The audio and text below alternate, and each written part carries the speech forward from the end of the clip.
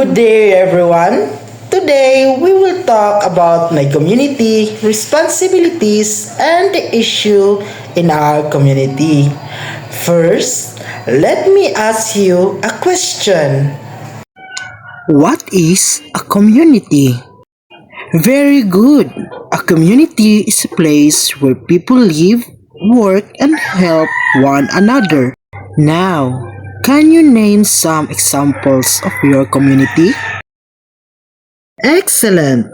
Today, we will learn more about our role in the community.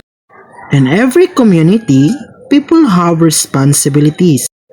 Responsibilities are the things we should do to help our community. For example, throwing garbage properly, following rules, helping each others. Now, let me ask you, what responsibilities do you do at home or in school? Very good. However, communities also face issues or problems. Some examples are pollution, littering, noise, traffic. Let me ask you, what problems do you see in your community? Thank you for your answers. Each group will first identify one problem in the community. Second, think of one solution. You have 1 minute to discuss. Very good, everyone.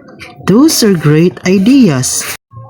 So today, we learned that we are part of community, we have responsibilities, and we can help solve community problems. Let me ask you, why is it important to follow our responsibilities? Correct?